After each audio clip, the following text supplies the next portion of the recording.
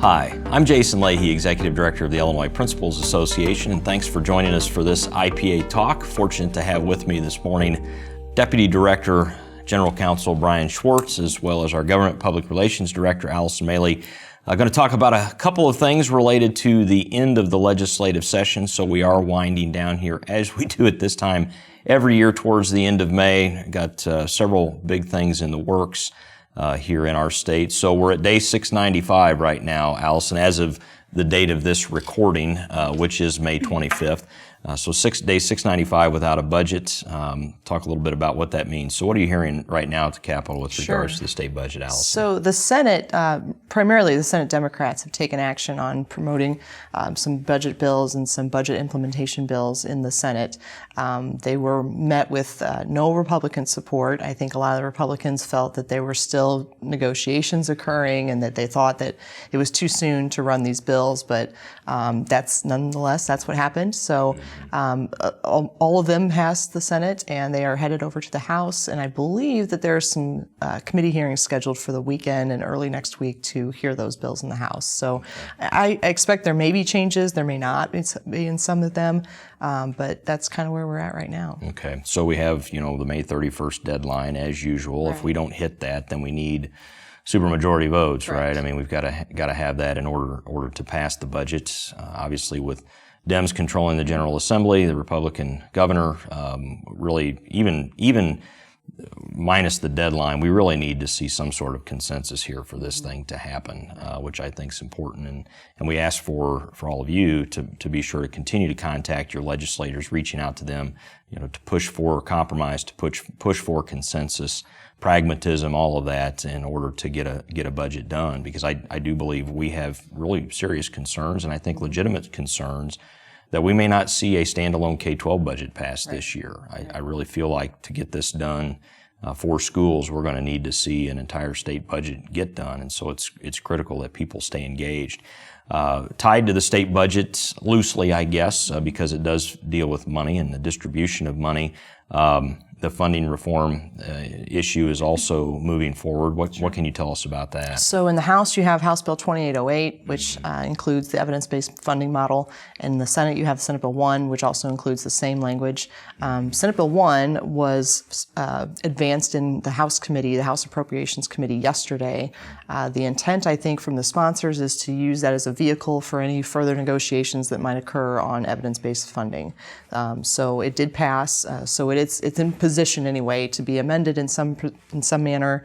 And as a Senate bill in the House currently, it's got a little bit easier track to go back to the Senate for concurrence and have a faster track to the governor's desk. Okay, so the thought is that we may see like 2808 language be moved into the Senate Bill 1 language because you've already seen Senate Bill 1 move through one of the chambers for that. Okay.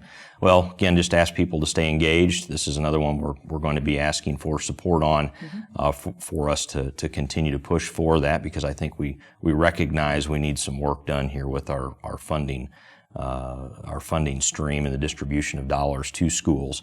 But all of that being said, with regards to funding, without a budget, without dollars allocated, it doesn't matter what the funding formula is, we've got to have money in order to get to schools. So the budget really is pretty important. All right, so related to all of these negotiations, Brian, and we know that this continues to be a hot topic, is pension reform. Right. Can you talk to us a little bit about what's happening related to that? Well, I think we all knew that pension reform would come back at some point. We just didn't know it would be so soon after the Illinois Supreme Court really slapped down the last attempt at pension reform. The pension reform bill that's currently pending is House Bill 4045 and would ask Tier 1 members to choose between their cost of living adjustment that they get at retirement or having their increases on their salary count towards retirement. So if you wanted to keep your COLA, your cost of living adjustment, your salary would be capped for TRS purposes, or you could have your salary increase but give up your COLA. It would also create a hybrid plan, a Tier 3 plan, which would be a combination between a joint or a defined benefit, a defined contribution plan, which would be optional to members, and then it tinkers with the Tier 2 pension a little bit as well. Okay. So obviously constitutionality is going to come up here. Brian, you got any thoughts or what you're hearing with regards to opinions with that? Well, the Illinois Supreme Court was pretty clear that if you promise someone a benefit on their first day of employment, that benefit can't be touched. And the question is whether or not asking members to choose between two options is a diminishment of benefits without getting something in return. And that will be what the Supreme Court, I think, grapples with as this moves forward. Yeah, I think there's no doubt that we'll see the Supreme Court re-engaging with this issue if something were to pass similar to this. You bet. Any other thoughts with regards to pension reform from your perspective? I think it's something we need to continue to keep vigilant on. Pension reform will need to happen if Illinois is going to ever have a balanced budget. And the COLA, the cost of living adjustment, really is a high dollar item for pensions. So I think you will see a push for House Bill 4045, and our members need to make sure that they're engaged with that. Absolutely.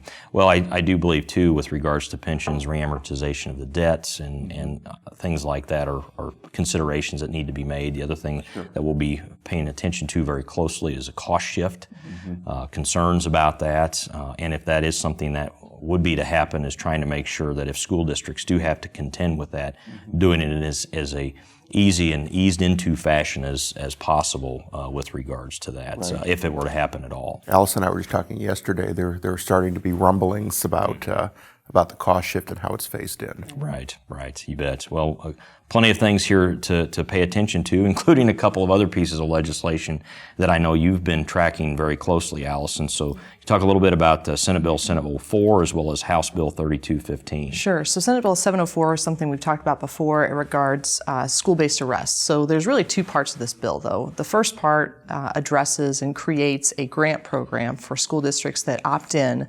to use the money that they've been using for their school resource officers and get a dollar-for-dollar match from the state board to use that money in other ways. So more restorative measures, if you will. So hiring more social workers or implementing different restorative practices in lieu of a school resource officer or other law enforcement or security officials in their buildings. So that's one part of the bill. The other part of the bill, of course, is the prohibition on school arrests. So there are four exceptions to that rule. So things that reach the level of a felony offense, criminal sexual assault, distribution of cannabis, physical altercations that result in serious bodily injury, and weapons offenses. So those would be the things that you could still get arrested for as a student on school grounds, but everything else you could essentially get away with without, obviously schools could use disciplinary measures and expulsions and things like that, but law enforcement would not be able to intervene. So we've been adamantly opposed to the bill for quite a long time now. The bill did pass the Senate Education Committee yesterday. The sponsor had committed to holding the bill, not moving it forward, continuing discussions throughout the summer, maybe even into the fall, on how we might address this going forward.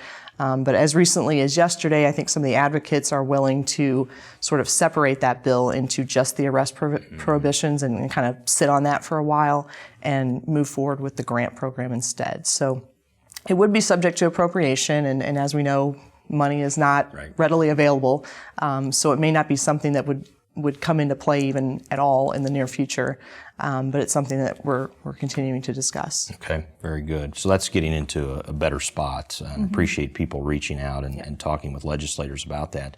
What about House Bill 3215? So House Bill 3215 regards schools having to provide feminine hygiene products for students in 6th through 12th grade. So they would be at no cost. So obviously there's going to be issues with not only the cost of the products themselves, but how do you then distribute those products without being wasteful.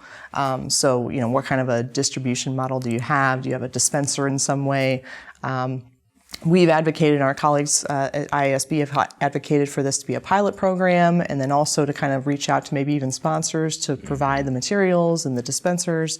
But I think as it stands today, we still stand opposed to the bill because we kind of did some sort of rough numbers, and it could be a $13 million cost per year for the state. Yeah, statewide. So just really laying in line with our general position on unfunded mandates. Right. We're going to have a tough time with this one, obviously. So last but not least here on the policy front, at least for this IPA talk, Brian, could talk about many other issues, and this is really not least by any stretch as ESSA. We know that this is definitely a big deal for schools as we look at our new accountability system, the plan moving forward. Can you give us an update on that and what's going on with it? Absolutely, and I think ESSA is maybe the good news for this IPA talk. Illinois' ESSA application is moving forward. Illinois was one of 16 states that had their plan peer-reviewed over the last 2 days, and we should find out in the next several days whether or not our plan has been accepted. So the state board's done a terrific job getting that together in consultation with all of the stakeholders. There are still some rough spots to work out, as there will be. Between our core academic indicators and our school quality indicators, we still have some gaps to fill in, especially in terms of the school quality indicators. For example, what the state's going to use as a P2 indicator, or what the college and career readiness assessment is going to look like. But we can expect that to move forward, and I think that's an area that principals really need to start to get engaged in. The plan will primarily go into effect during the 18-19 school year, but it's something that we need to start the education process. You bet. Well, the thing that I appreciate here about where we are with ESSA versus NCLB is that as a state, we have the opportunity to really develop and customize it to meet our needs. I appreciate how ISB was very engaged in the development process and going around on their listening tour and having all the meetings. It's not a perfect plan. There won't be a perfect plan related to that, and there are a couple of things that we do have some concerns about. But I do appreciate the state board staying engaged with us and other stakeholders and dialoguing about it as we try to work through, this, I guess, what I would assume will be a changing landscape as things moving forward. Another thing about ESSA that I appreciate about the law is that it didn't kind of put it in statute for all time. It does, allow for us to modify and change up the plan every few years based on what our learning is and what we figure out we need to be doing better. It's absolutely a state-driven plan rather than a federally driven plan. You bet. Well, I'll just share a couple of IPA-specific things that we're excited about since we're here at this IPA talk. June 8th and 9th is IPA Summer Conference happening in Lisle. There's still plenty of time to register for that if people are interested in attending. I will say we are running the 2 evaluator retraining academies during that time. Unfortunately, those are filled up, but if you visit IPA's website now and in the future, we'll make sure to let you know about additional opportunities to take care of that certification need for the evaluation process. The other thing, and this is something you and I have been working on here for some time, Brian, is we're about to launch a new service called the Principal's Calendar. Yes.